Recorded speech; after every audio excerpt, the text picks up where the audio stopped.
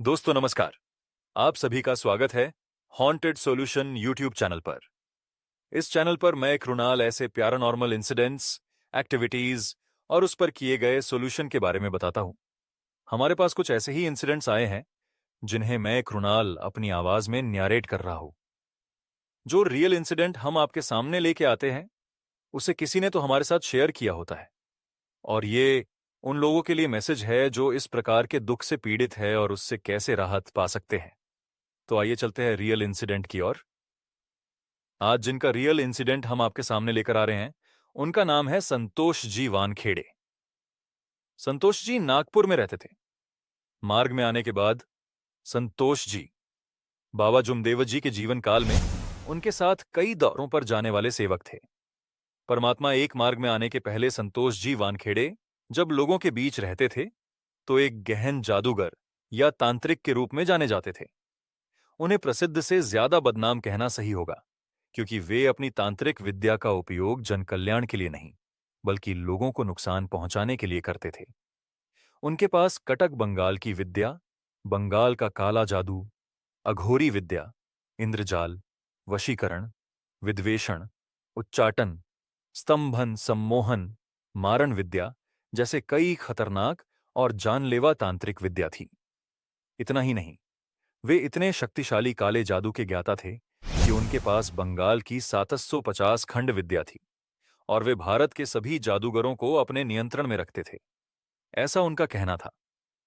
संतोष जी इतने बड़े जादूगर थे कि उनके एक तांत्रिक वार से व्यक्ति की जान एक ही सांस में चली जाती थी। उनकी विद्या जितनी बड़ी थी उससे बड़ा उनका अहंकार था। इसी कारण लोग उनके नाम से भी डरते थे।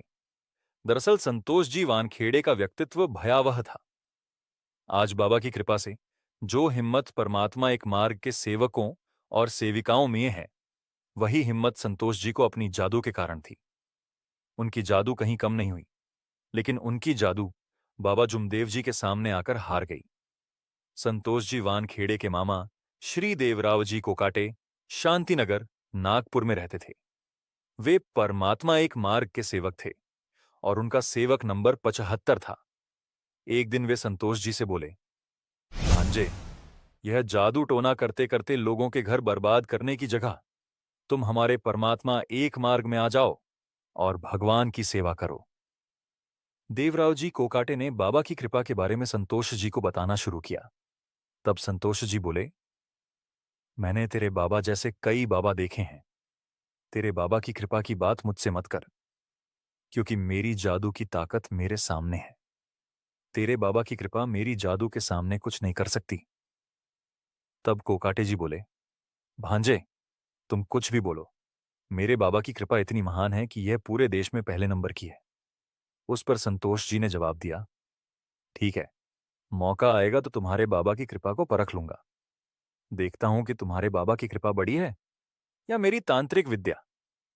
मुझसे दुश्मनी मत करना मामा, वरना मेरी जादू का कमाल तुम्हें ही दिखा दूंगा। तुम्हारे बाबा की कृपा मेरी जादू के सामने कुछ भी नहीं। कोकाटे जी बोले, ठीक है भांजे, तुम्हारी कटक बंगाल की जादू तुम्हारे पास रहे, मेरे बाबा की कृपा हमारे पास है। मैं तुमसे दुश्मनी करना उचित नहीं समझता। संतोष जी ने पूछा, और कुछ कहना है? तब कोकाटे जी बोले, नहीं, मुझे अब और कुछ नहीं कहना। संतोष जी फिर से बोले, अब जब सिर्फ 2 दिन का सफर रह गया है तो मुझे सिखाते हो मामा। चाहे कुछ भी हो जाए, तुम मेरे मामा ही रहोगे। अगर तुम मेरे मामा नहीं होते तो अभी ही तुम्हें मेरी ताकत और बाबा की कृपा का असर दिखा देता।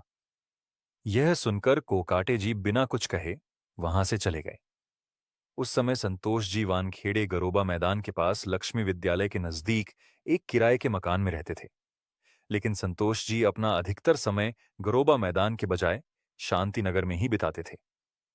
एक दिन संतोष जी के मामा बाबा जुमदेव जी के निवास स्थान टिमकी पहुंचे। वहां चर्चाएं चल रही थी तो बाबा जुमदेव जी ने देवराव जी से कहा, देवराव, मेरे दौरे बहुत सारे गांवों में होते हैं। जिस गांव में मेरा दौरा होता है वहां के सेवक मुझे मेजबानी के तौर पर तीखी चीजें खिलाते हैं, लेकिन कोई मुझे मीठा नहीं खिलाता। मुझे पुरणपोली खाने का मन है, लेकिन कोई मुझे पुरणपोली खिलाता ही नहीं। यह सुनकर श्री देवरावजी कोकाटे बोले, बाबा, आप मेरे घर भोजन के लिए आइए। मैं आपका स्वागत पुरणपोली से करूंगा। बाबा ने पूछा, क्या तुम्हारी पत्नी को पुरणपोली बनानी आती है? कोकाटे जी ने जवाब दिया, नहीं बाबा, मेरी पत्नी को पुरणपोली बनानी नहीं आती, लेकिन मेरे भांजे की पत्नी इसे बहुत अच्छा बनाती है। तब बाबा ने कहा, ठीक है, मुझे बताओ, मैं पुरणपोली खाने कब आऊं? तो कोकाटे जी ने कहा, बाबा, आप बताएं, जब भी आपको आना हो। बाबा बोले, मैं कल ही आऊंगा। कोकाटे जी ने सहमति दी और सीधे संतोष जी के घर पहुंचे। वहां उन्होंने संतोष जी से कहा, भांजे, कल हमारे बाबा मेरे घर पुरणपोली खाने आ रहे हैं, लेकिन मेरी पत्नी इसे बनाना नहीं जानती, इसीलिए अपनी पत्नी को पुरणपोली बनाने के लिए मेरे घर भेज दो। दरअसल पुरणपोली यह महाराष्ट्र का एक प्रसिद्ध स्वादिष्ट खाद्य व्यंजन है। संतोष जी ने यह बात मान ली और अपनी पत्नी को पुरणपोली बनाने के लिए मामा के घर शांतिनगर भेज दिया। इसके बाद संतोष जी भी मामा के घर पहुंचे और घर के सामने सफाई की और धूल न उड़े, इसके लिए पानी का छिड़काव किया। अगले दिन तय समय पर बाबा जुमदेव जी और वाराणसी आई साइकिल रिक्शा से कोकाटे जी के घर पहुंचे। संतोष जी पानी लेकर आए और बाबा के पैर धोने की इच्छा जताई, लेकिन बाबा बोले, मैं खुद धो लेता हूं, और खुद ही अपने पैर धोकर अंदर चले गए। यह देखकर संतोष जी के मन में सवाल उठा कि इतने बड़े बाबा ने मुझे उनके पैर धोने क्यों नहीं दिए? इसमें जरूर कोई राजा है। अंदर संतोष जी की पत्नी पुरणपोली बना रही थी। खाना बनने में समय था और तब तक शांतिनगर के सभी सेवक वहां जमा हो गए। देवराव जी ने सुझाव दिया कि तब तक चर्चा बैठक शुरू की जाए। बाबा ने सहमति दी और सेवक एक एक करके अपने अनुभव साझा करने लगे। वहां कुछ सेवकों का मार्गदर्शन हुआ। संतोष जी भी वहीं पास में बैठकर सबकी बातें सुन रहे थे। जब खाना बनने में थोड़ा समय बचा था, देवराव जी ने बाबा से कहा, बाबा, अब आप हमें मार्गदर्शन करें। बाबा ने भगवान को प्रणाम किया और मार्गदर्शन देना शुरू किया। उन्होंने कहा, 100 तांत्रिक एक तरफ और मेरा एक सेवक दूसरी तरफ, लेकिन मेरे एक सेवक के बाल को भी कोई तांत्रिक या वैद्य छू नहीं सकता। यह सुनकर संतोष जी का गुस्सा उफान पर आ गया। उन्होंने मन में मेरा सोचा, क्या इसे दिखाऊं अपनी ताकत? इसे इसकी अकड़ निकालकर दिखा दूं? छोड़ूं क्या अपनी शक्ति का जोर और इसे यहीं सबक सिखा दूं? लेकिन फिर उनके मन में विचार आया कि यह हमारे घर मेहमान बनकर पूरनपोली खाने आए हैं। मेरी पत्नी पूरनपोली बना रही है, तो ऐसा करना मेरे लिए उचित नहीं होगा, और अगर मैंने कुछ किया तो मामा को लगेगा कि यह मेरी बदमाशी है। फिर उस दिन संतोष जी ने अपने गुस्से पर नियंत्रण रखा और मन में दिन सोचा, इसके बाद जहां भी यह मिलेगा, इसे छोड़ने वाला नहीं हूं। मेरी शांतिनगर के सेवकों और बाबा के तीसरे नंबर के सेवक श्री बाजीराव अजी माटे के साथ भी दोस्ती है।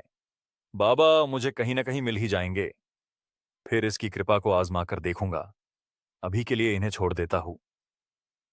उस दिन संतोष जी ने कुछ नहीं किया। खाने के बाद उन्होंने बाबा के लिए दुकान से बंगला पान लाया और बाबा के लिए रिक्शा भी लाया। फिर बाबा और वाराणसी आई शांतिनगर से अपने घर वापस गए। लेकिन संतोष जी बदला लेने के लिए इंतजार कर रहे थे। सोच रहे थे कि कब उनकी मुलाकात बाबा जुमदेव जी से हो और वे अपनी जादू का झटका दिखाकर बाबा को गिरा दें। उनका आत्मा संतुष्ट नहीं था। अब तक उन पर जादू कर दिया होता तो अच्छा होता। अब कभी मिलेंगे, कभी नहीं। कई दिनों तक संतोष जी को बाबा नहीं मिले। फिर वार्षिक जनरल हवन कार्य सोक्ता भवन नागपुर में हुआ और सोक्ता भवन में बाबा जुमदेव जी और संतोष जी की मुठभेड़ हो गई। उस वक्त वर्धमान नगर का भवन बना नहीं था, तो प्रोग्राम सोक्ता भवन में रखा गया था। बाद में 1978 में वर्धमान नगर का भवन बना। संतोष जी वहां बाबा पर जादू करने के लिए गए। बाबा अपने सेवकों के साथ बैठे थे और सेवक मार्गदर्शन कर रहे थे। तब संतोष जी सोक्ता भवन के एक कोने में जाकर चोर की तरह बैठ गए। कुछ समय बाद सेवकों के मार्गदर्शन के बाद बाबा जुमदेव जी का मार्गदर्शन शुरू हुआ। इस दौरान संतोष जी ने बाबा पर जादू करने के लिए खंड जपना शुरू किया। फिर जैसे ही बाबा का मार्गदर्शन शुरू हुआ, उन्होंने बाबा पर एक जादू का वार किया। लेकिन आश्चर्य, वह वार बाबा के छाती के पास जाकर वापस संतोष जी पर ही आ गया और उनकी अच्छी खासी बुरी हालत हो गई। संतोष जी की जादू ने उनकी ही हालत खराब कर दी। उन्होंने उस वार को शांत किया, लेकिन उनका गुस्सा और भी बढ़ गया, क्योंकि यह उनके जीवन में पहली बार था कि उनका जादू नीचे गिरा था। वे मन में बाबा से बोले, तेरे पास इतनी बड़ी ताकत है, रुको, अब मैं तुझे दिखाता हूं।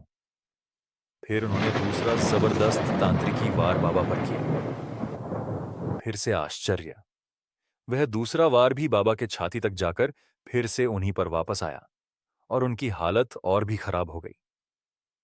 बाबा का मार्गदर्शन लगातार जारी रहा, उसमें कोई रुकावट नहीं आई। संतोष जी ने उस दूसरे वार को भी किसी तरह शांत किया। अब वे और भी ज्यादा गुस्से में थे और मन में सोचा, क्या तू इतना बड़ा जादूगर है? रुको, अब मैं तुझे दिखाता हूं। अगर तुझे सोक्ता भवन की छत से चिपकाया नहीं, तो मैं नाम का वानखेड़े नहीं हूं। सच में, अगर संतोष जी का वह वार बाबा पर चला होता, तो वे इतनी ऊंचाई वाली सोक्ता भवन की छत से चिपक जाते और जितने भी सेवक उन्हें बचाने जाते, उनका हाथ बाबा से छूते ही वे भी चिपक जाते और सोक्ता भवन की छत से लेकर जमीन तक सेवकों की लंबी लाइन लग जाती। यह सोचते हुए संतोष जी ने अब सबसे शक्तिशाली तीसरा तांत्रिकी वार साधा और बाबा की तरफ फेंका। लेकिन घोर आश्चर्य, इस वार का भी बाबा पर उसका कोई असर नहीं हुआ।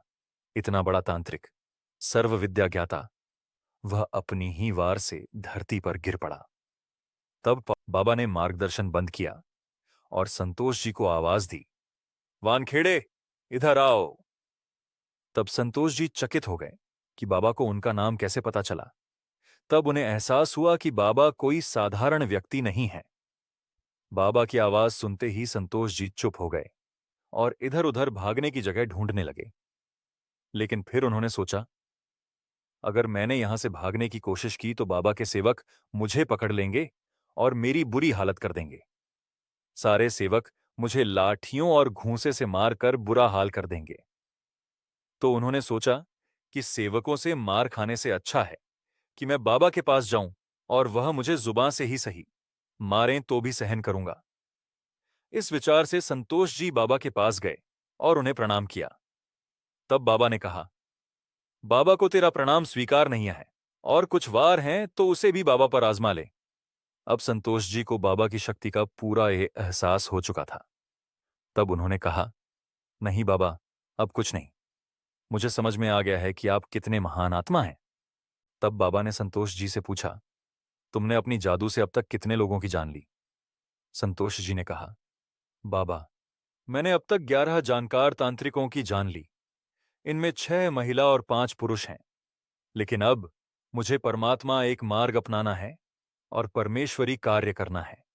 तब बाबा ने कहा, मैं तुझे कार्य नहीं दूंगा। मुझे मार्ग में कोई सिद्धि प्राप्त तांत्रिक नहीं चाहिए। मुझे साधारण मनुष्य चाहिए।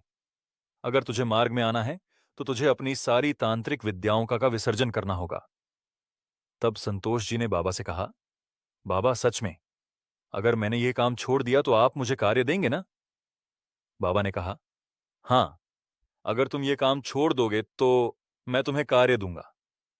क्योंकि उन्हें यह डर था कि अगर वे यह काम छोड़ देंगे तो दूसरे जानकार तांत्रिक उन पर जादू टोना करके उनकी जान ले लेंगे। फिर संतोष जी उठे और सीधे कन्हान नदी तक पहुंचे। जिस तरह से हम मां के गर्भ से जन्म लेते हैं, वैसे ही पूरी तरह निर्वस्त्र होकर बिना कोई वस्त्र पहने नदी में उतर गए। नदी में डुबकी मारकर उन्होंने अपनी 750 खंड तांत्रिक विद्या का विसर्जन किया। एक खंड झपते और एक डुबकी मारते, फिर दूसरा खंड झपते और दूसरी डुबकी मारते। 750 मंत्र थे और 750 डुबकियां मारी। इस प्रकार उन्होंने अपनी 750 खंड तांत्रिक विद्याओं का विसर्जन किया और नदी के किनारे पहुंचे। अब उनके शरीर में कोई भी ऊर्जा और ताकत नहीं बची थी। इतनी बड़ी नदी में 750 डुबकियां मारना आसान काम नहीं था। वहीं संतोष जी का प्राण भी निकल सकता था, लेकिन भगवान को कुछ और ही करना था। इसीलिए भगवान ने उनका प्राण निकलने से बचाया। फिर संतोष जी ने नदी के किनारे थोड़ा आराम किया और कुछ समय बाद जब उन्हें ठीक महसूस हुआ तो वस्त्र पहनकर रिक्शा लिया और घर लौट आए। रिक्शा वाले से उन्होंने रिक्शा का किराया भी नहीं पूछा और जितना उसने कहा उतना ही किराया देकर घर पहुंचे। घर पहुंचने पर उनकी पत्नी गुस्से में थी। पत्नी ने उनसे कहा, तुम दिन भर कहाँ थे? मैं तुम्हारे लिए बहुत समय से खाने का इंतजार कर रही हूं। मैंने भी खाना नहीं खाया। तब संतोष जी ने कहा, क्या मैंने तुम्हें खाना खाने से मना किया था? कितनी बार तुम्हें कहा है कि जब तुम्हें भूख लगे तो तुम खाना खा सकती हो, मेरी राह मत देखो। पत्नी ने कहा, मैं पहले खाना खाकर अपने पति को खाने का बचा हुआ हिस्सा नहीं दे सकती।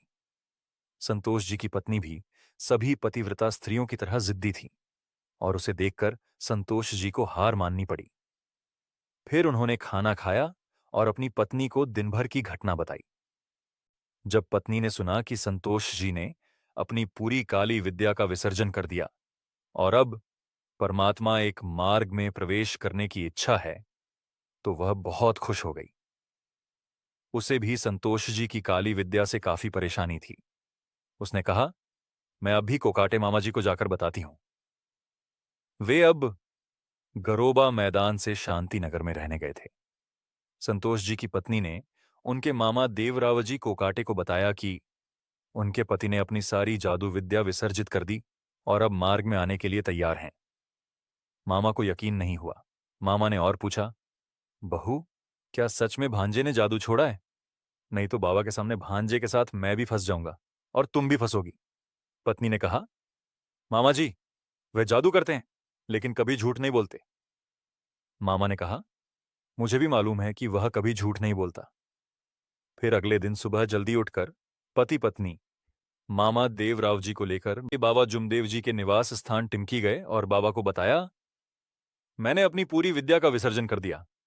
तब बाबा ने पूछा, क्या तुमने जादू पूरी तरह से छोड़ी है या कहीं छुपा कर रखी है? बाबा ने संतोष जी की पत्नी से पूछा, वानखेड़े बाई, क्या उन्होंने जादू छोड़ा है?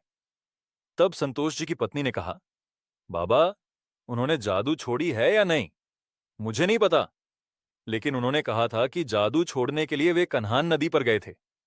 तब बाबा ने कहा, वानखेड़े, मेरी तरफ देखो। इस पर संतोष जी को डर लगा कि अब बाबा क्या करेंगे।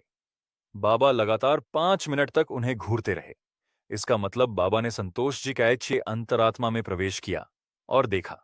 फिर बाबा ने कहा, वानखेड़े, तुम बहुत ईमानदार लगते हो। सच में तुमने जादू छोड़ा है। बताओ अब तुम्हें क्या चाहिए?